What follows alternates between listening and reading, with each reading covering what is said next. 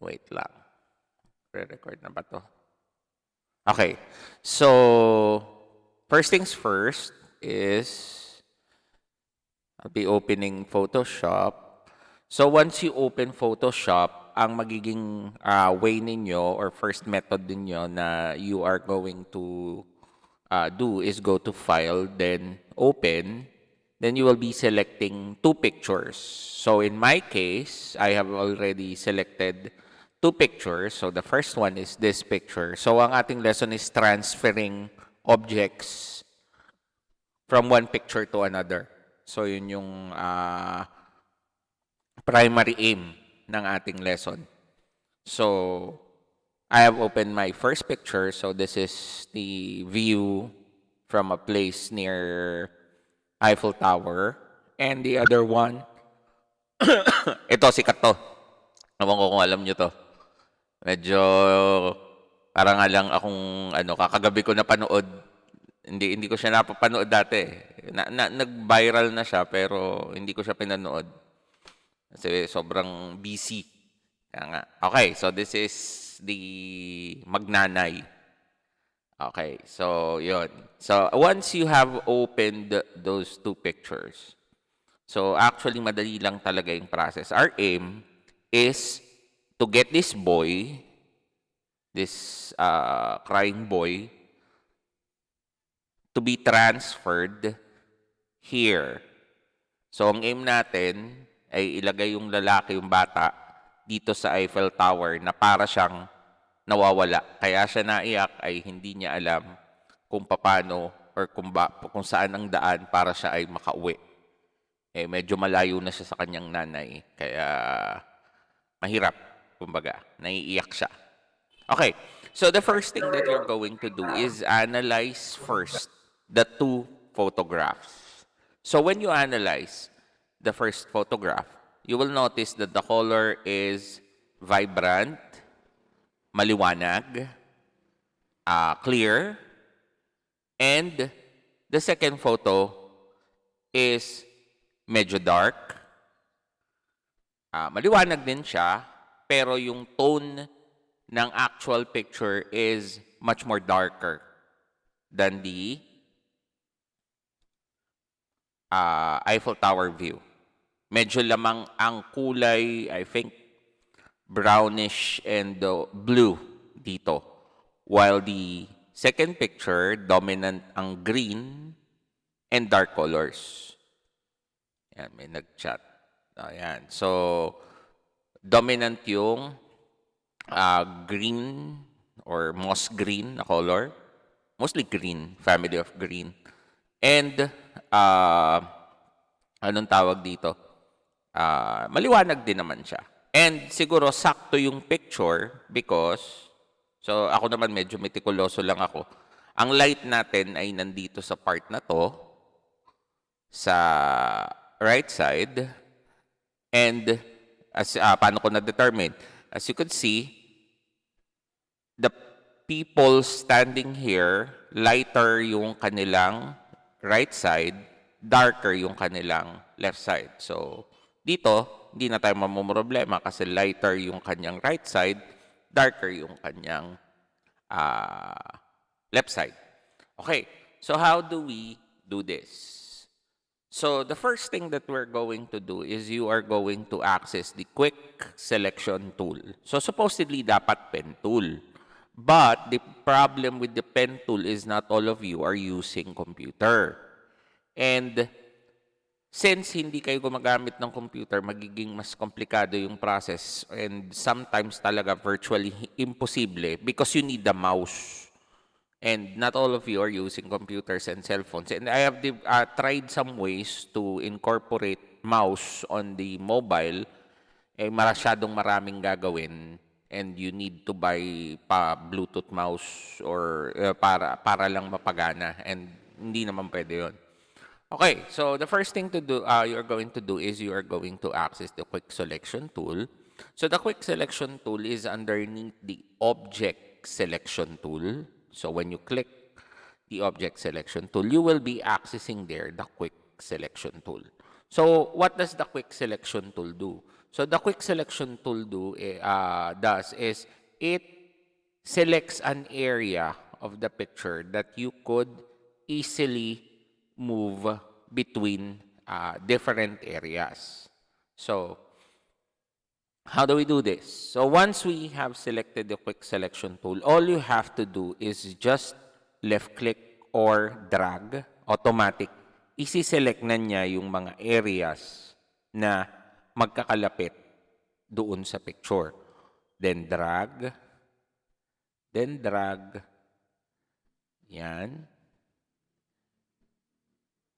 So our aim is just to get a portion. Tanggalin na natin. So to unselect, click the minus. So naka-add siya by default. Ibig sabihin ng add, kukuha siya ng area. Pag minus, magsusubtract siya ng area or aalisin niya yung selection. Yan. So ang bilis.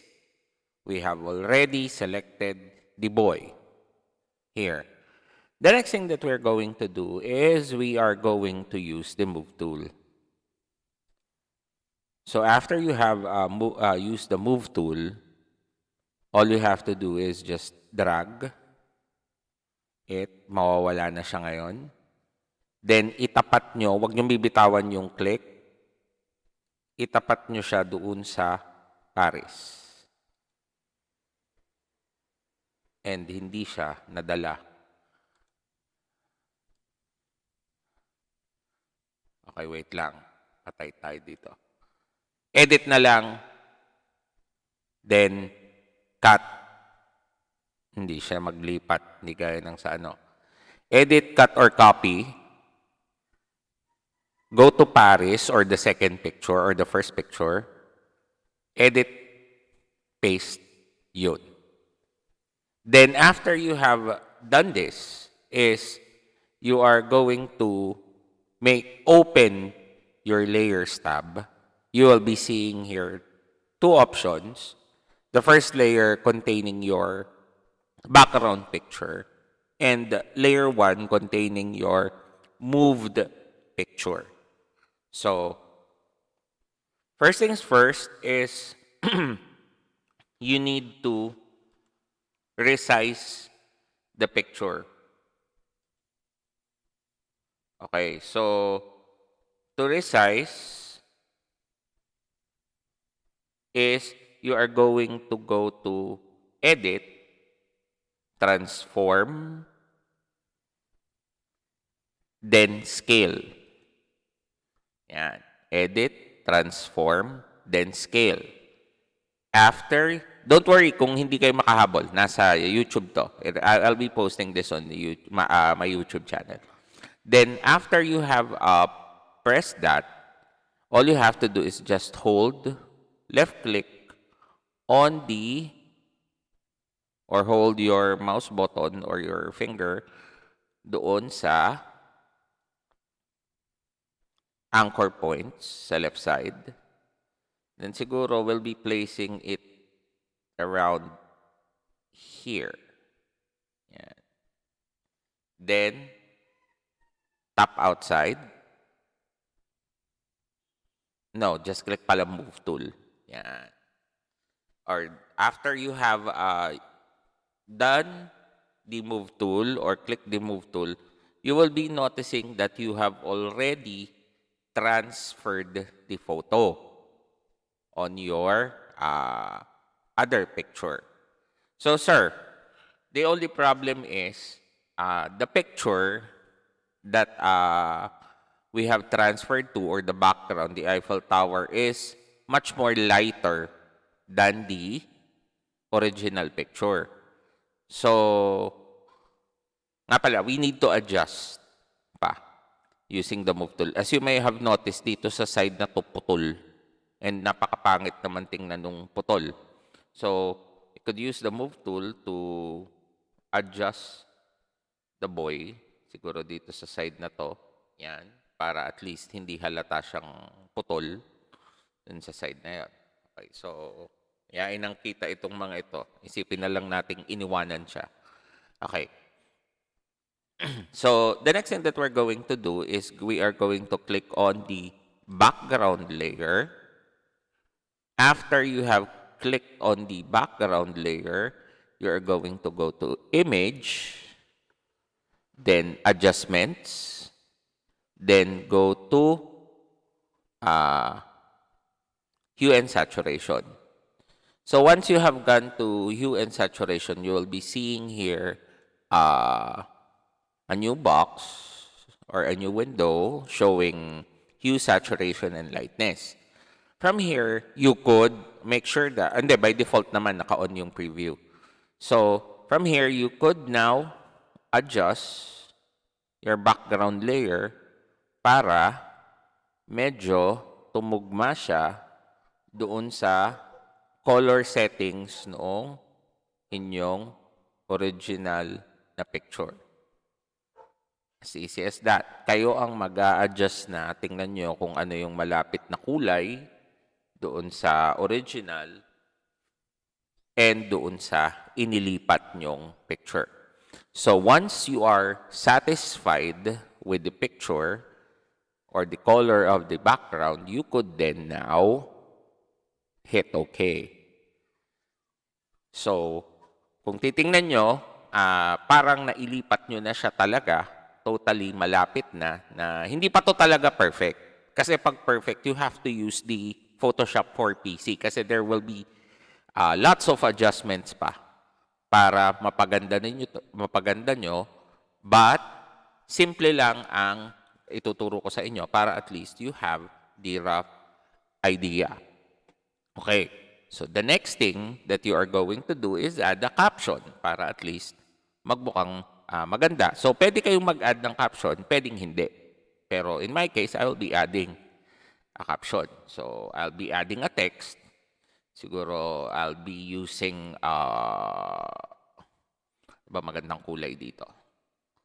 Sabihin na lang nating yellowish na color. Then hitting OK. Then siguro dito lalagay ko na lang sa ibabaw. Hindi siya halata. Masyadong maliit yung font. So I'll be selecting around siguro mga 50 na font para malaki. Then I'll be writing my text.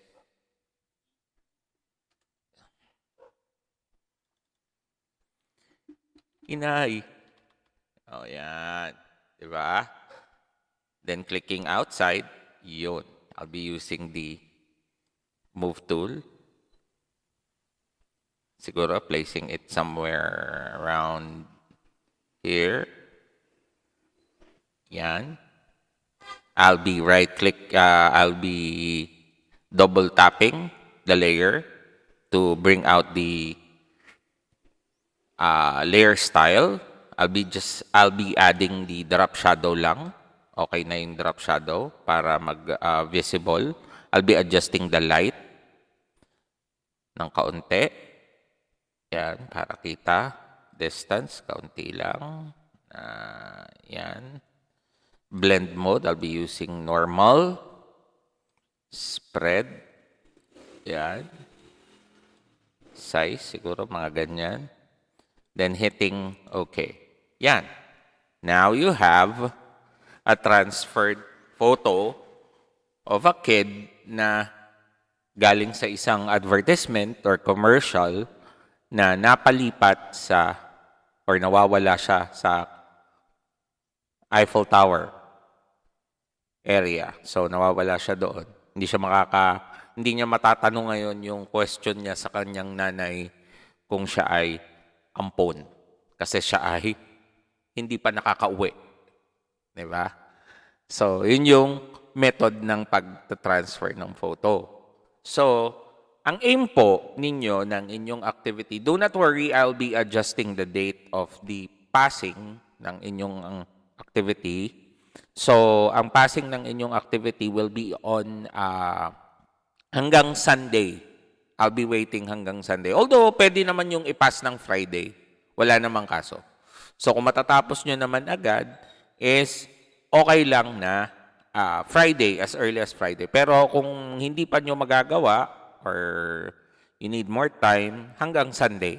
Last na pinaka-day na deadline is on Sunday. So, Friday, pwede niyo nang ipasa kung tapos na. Kasi madali lang naman, you only need 2 pictures. Okay, so yun ang objective. Paki-note po ng kailangan.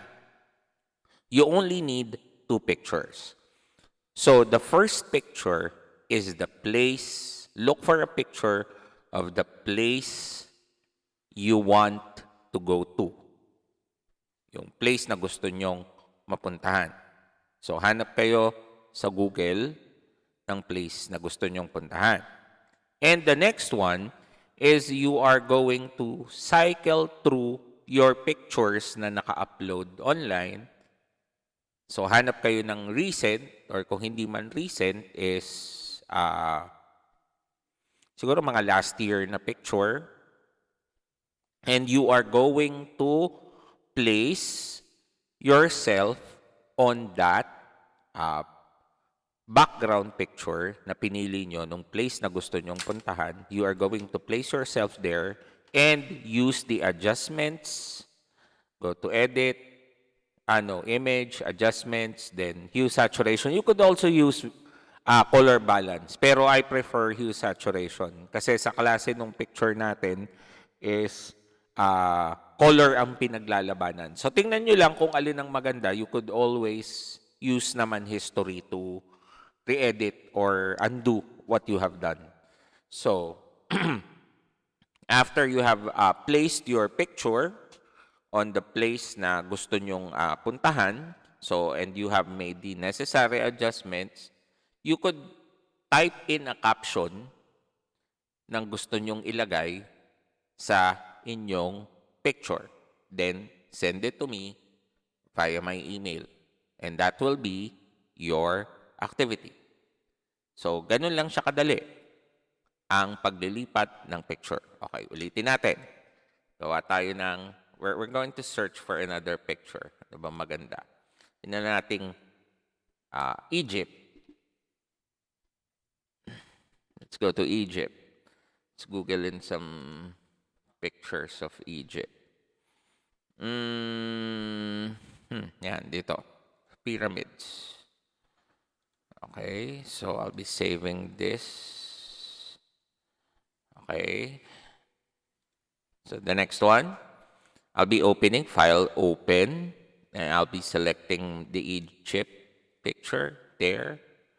Then the rest, nandun pa rin si RC Cola, nandun pa rin yung ating selection.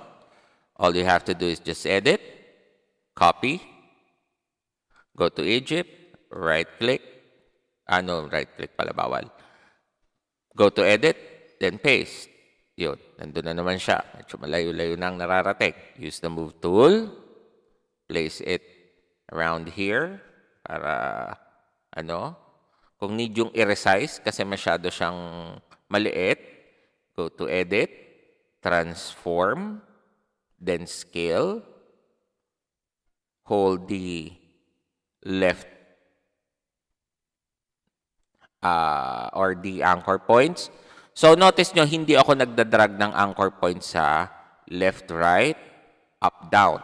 Hindi ako dumadrag dyan. Laging ang drag ng anchor points ay dito sa edges para ma-maintain yung scale ng picture. Kasi pagka yan ay hindi dito, lalapad siya or pwede siyang tumangkad or pumayat. So, or lumiit. So, you could use this depende sa gusto ninyo. Basta make sure lang na yung picture is near the original para at least ay maganda. Then click on the move tool to finalize everything. Okay, sir, paano po pag halimbawa ganito na masyadong lighter naman yung background and ang gusto naming i-edit is yung aming picture. Okay, so kung gusto nyo naman na patamain na hindi nyo babaguhin yung background kasi very vibrant yung background and yung color ng picture ng boy is medyo dark, you could select the layer na gusto nyong i-edit. In that case, the boy. Go to image, adjustments, hue saturation. Then you could play around the settings of this. Oh no, naano siya, parang may hepatitis. Ayan. Notice nyo na medyo mahirap magtimpla ng kulay ng boy. Yan, siguro pinakamalapit natin. Do not play too much sa lightness.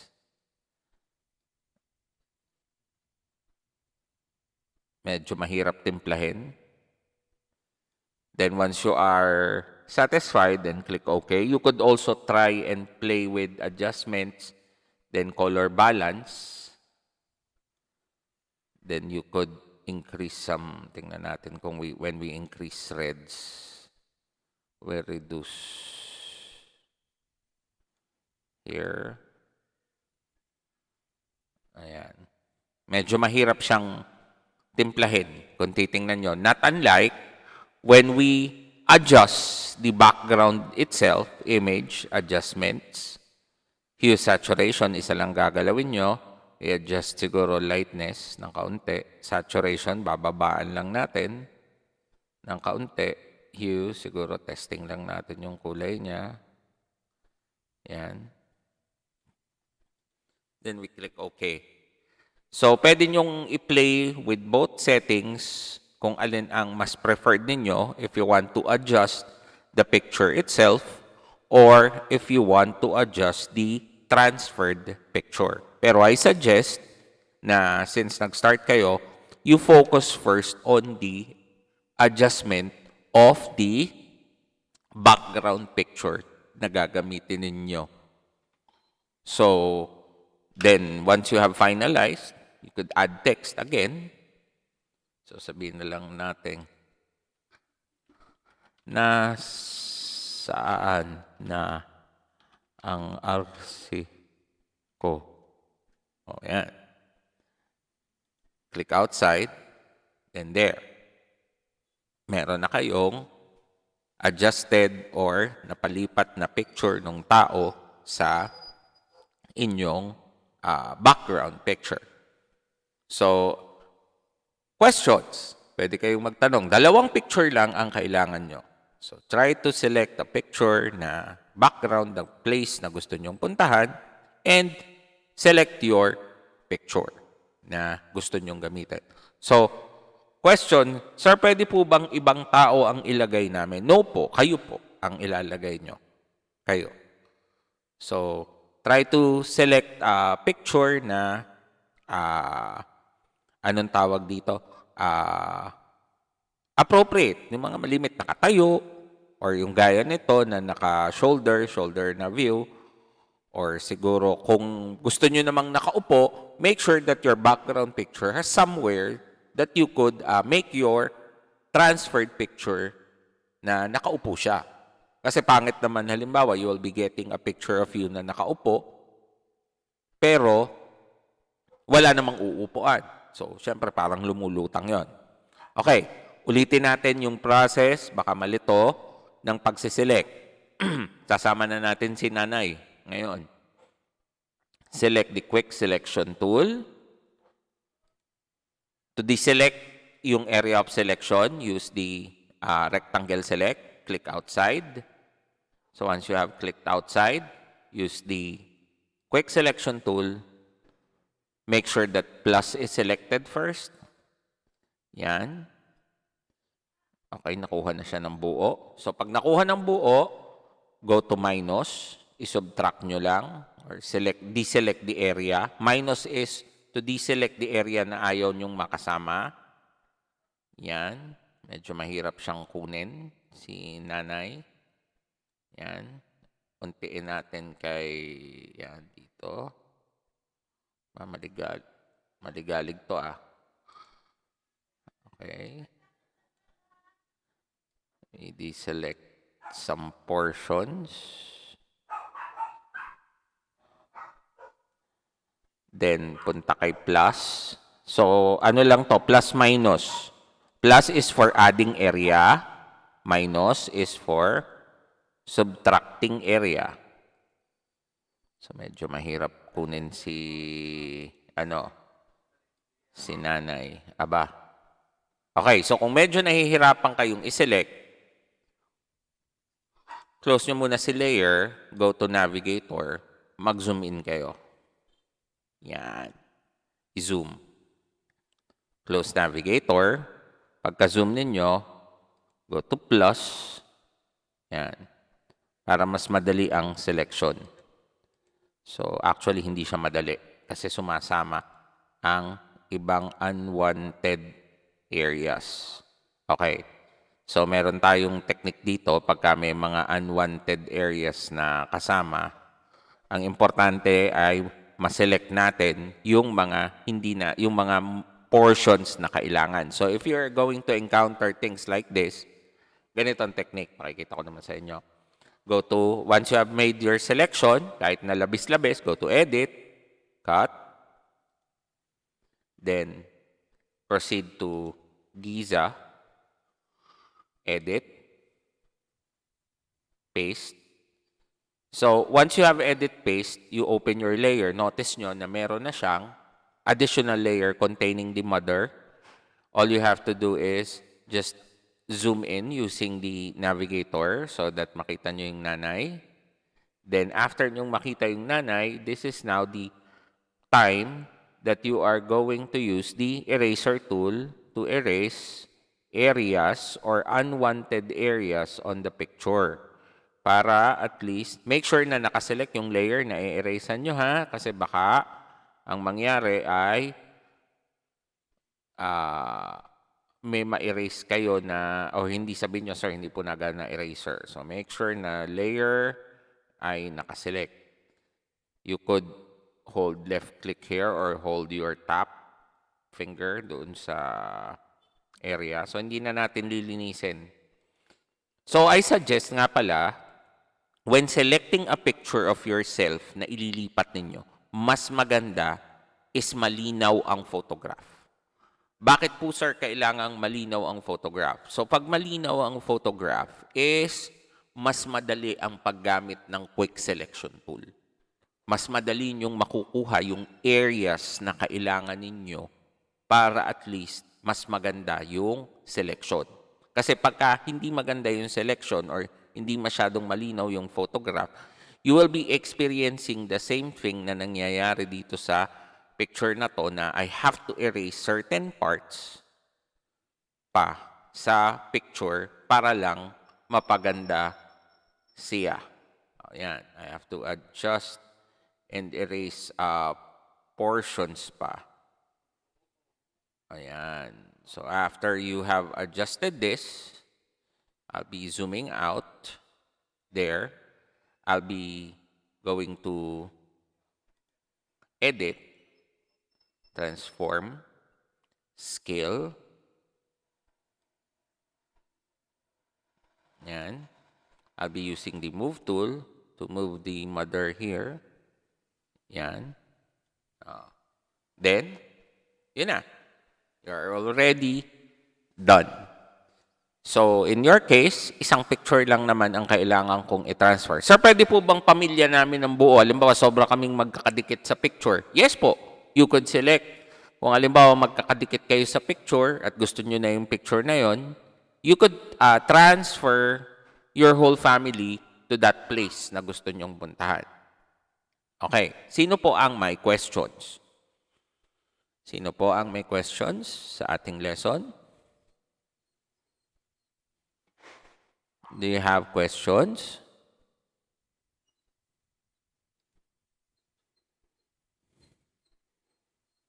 Baka may questions tayo? Pwede na pong magtanong.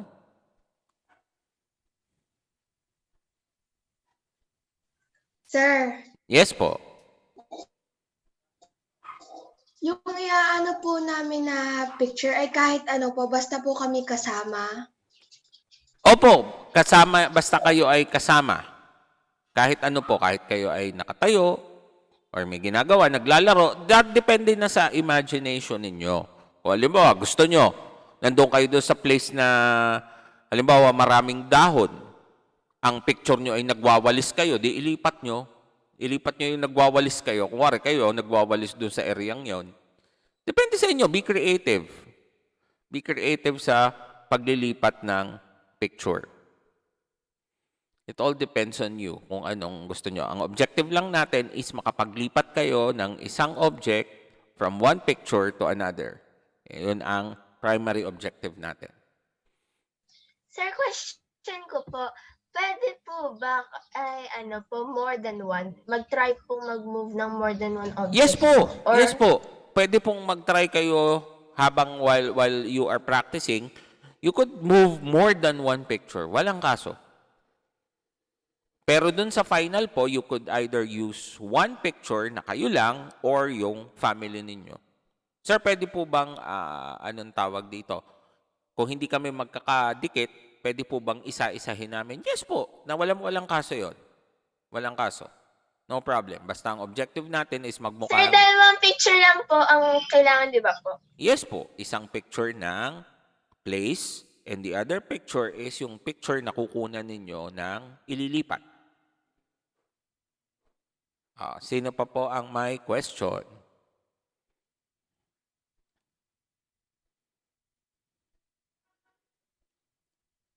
Isa-save po ba as PSD or JPEG? You could save it as PSD or JPEG.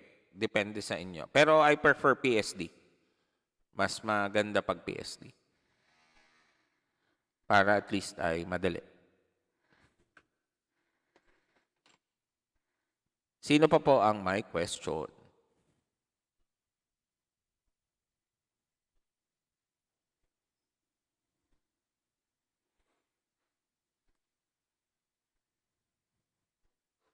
So, pwede nyo na siyang isubmit as early as Friday. Ang pinaka-late ay Sunday. Pero I suggest na tapusin nyo na agad kasi madali lang naman to para weekend wala na kayong ginagawa, 'di ba? So, yun yung pinaka the best na way. So, ang title po ng inyong activity na isasubmit is transferred photo. Transferred photo, yun yung name ng activity. Transferred photo. Okay?